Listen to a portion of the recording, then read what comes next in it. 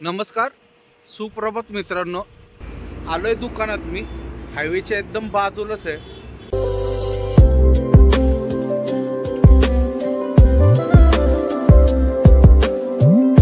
नमस्कार, सुप्रभात मित्रांनो. आजच्या नवीन ब्लॉगमध्ये तुम्हा सर्वांचं स्वागत. सकाळचे 6:45 वाजलेत मित्रांनो. उठलोय आता, म्हणजे 6 वाजताच उठलो होतो. फ्रेश वगैरे झालोय, तोंड हातपाय वगैरे धुतलाय, चहा पण पिलोय.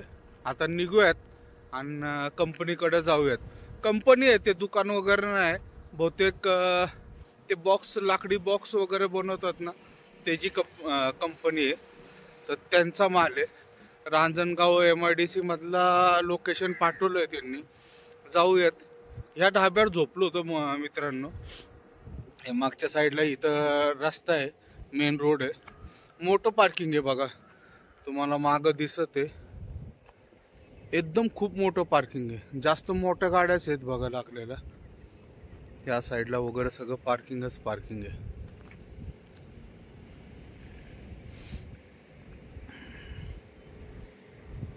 आपली गाडी हे बघा, सगळं पार्किंगच आहे, मोठं एकदम.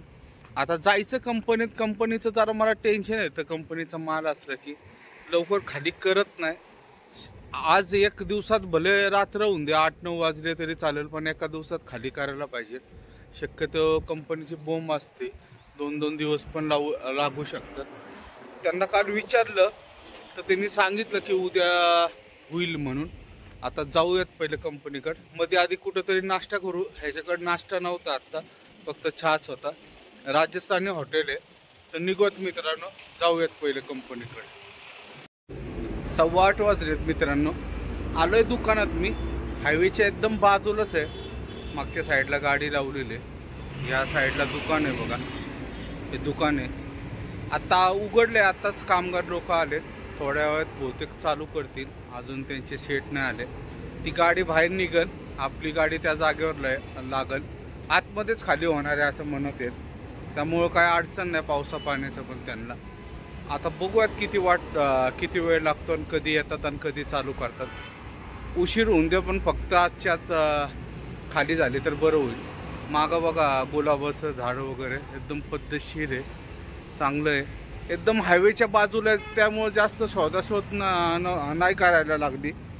मॅप वगैरे होता लावलेला, त्यांनी काल लोकेशन पाठवलं होतं, त्यामुळं काय अडचण नाही आली. एकदम हायवेला लागूनच आहे बघा. इथून रिवर्स घेतली आत्ता मी. गाडी खोलली आहे. आता हमाल लोक येतात का त्यांचेच कामगार लोक खाली करतात काय माहीत नाही. बहुतेक त्यांच्याच लोकांनी केलं तर बरं होईल. UP बिहारी पोरं दिसतात, पटकन खाली करतात. आपले लोक आले की लय टंगळ वगैरे चालती. बघूयात आता, वाट बघूया कधीपर्यंत येतात आणि काय होतं. ही समोर एक कंपनी दिसती, मोठी कंपनी. नाव अजून काय माहीत नाही. बघूयात नंतर. नाश्ता वगैरे तर करून आलो मी येतानीच, त्यामुळं काय अडचण नाहीत. आता किती वाजता खाली करतात वगैरे ते बघूयात मित्रांनो. दुपारचे 1:45 वाजलेत मित्रांनो. एवढी गाडी आपली खाली झाली बघा.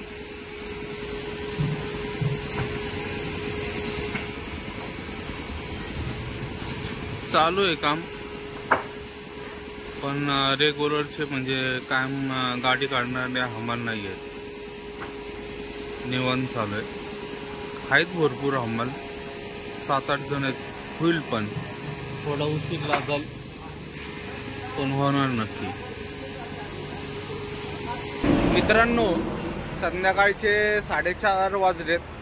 आता झाली आहे थोडी गाडी शिल्लक आहे अजून. माझ्या अंदाजे 7 तरी वाजवतील. हमाल लोक जरा निवांत आहेत. मला वाटलं होतं फास्ट होईल म्हणून, पण निवांत काम चालू आहे.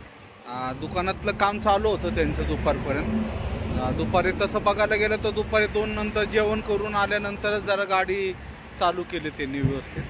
झाली आहे बऱ्यापैकी, पण अजून जेवढं पुढचे थप्पी आहे आणि मधली थप्पी पण अर्धी आहे. एक 7-1 वाजवतील असा अंदाज आहे. बघूयात आता किती वाजता आहे वगैरे. हायवेच्या बाजूला आहे.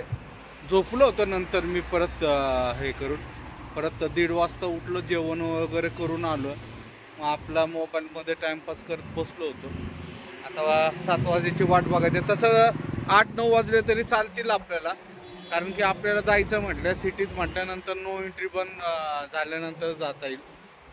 तर जेवढा उशीर झाला तर काय फरक नाही पडणार आहे, कारण की नो एंट्री पण तिथं लागू आहे. लोडिंगचा अजून कन्फर्म नाही आहे.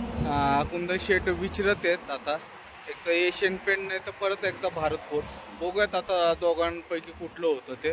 संध्याकाळी 7-1 वाजता एशियन पेंटचे ऑर्डर निघतात आणि भारत फोर्सचं पण तोपर्यंत कळेल. दोघांपैकी जे एशियन पेंटचं जर निघालं तर एशियन पेंटलाच जायचं. बघूयात मित्रांना काय होतं आणि काय नाही. बसलो आता, परत जाऊन मोबाईलमध्ये टाईमपास करत बसायचं, कारण की दुसरं काय हेच नाही.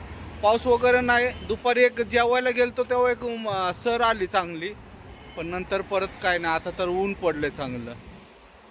बघूयात मित्रांनो किती वाजवतात आता ते. संध्याकाळचे 6:30 वाजलेत मित्रांनो, अजून तिथंच आहे. एक अर्धा तास लागेल गाडी खाली व्हायला. मला अंदाजच होता 7-1 वाजेपर्यंत गाडी खाली होईल. भाडं वगैरे घ्यायचे, ट्रान्सफर करणार आहे.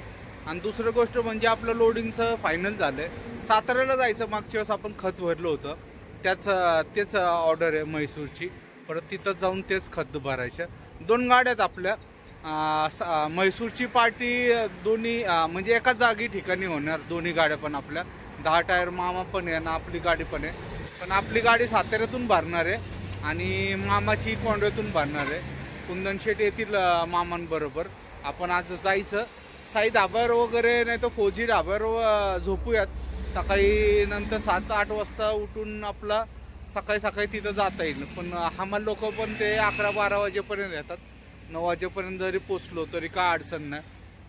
आता ह्या ट्रिपला जरा मला घरी जाता नाही येणार, पण जरा मालाचे पोझिशन अवघड आहे. पेंटला पण ऑर्डर नाही आहे, मग त्यामुळं ऑर्डर आल्यामुळं शेटला म्हटलं जाऊयात.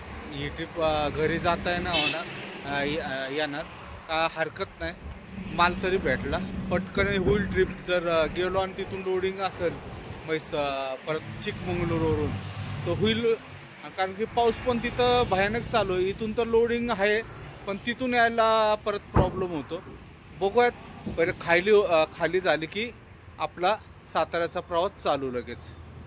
बघू किती वेळ लागतो वगैरे मित्रांनो. होईल. पण आता वातावरण इथं पण बघा मागं दिसतंय तुम्हाला, भरून आलंय सगळं.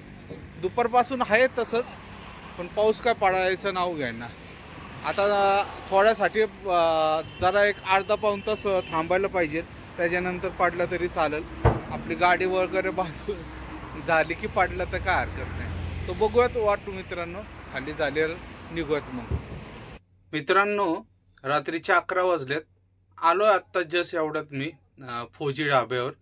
आता सकाळी उठून मग साताऱ्याला जाऊ. जेवण तर करायची इच्छा नाही, कारण की उशिरा खाल्लं होतं. आणि आता तिथून गाडी खाली झाल्यानंतर नाश्ता केल्यानंतर त्यांनी वडापाव वगैरे मागवले होते, ते वडापाव खाल्ले होते 2. त्याच्यामुळं पोट गच्चच आहे, तर काय भूक नाही. तर मित्रांनो आजचा हा ब्लॉग इथंच समाप्त करतो. ब्लॉग आवडला असेल तर लाईक, शेअर आणि सबस्क्राईब नक्की करा. शुभरात्री. जय महाराष्ट्र, जय हिंद.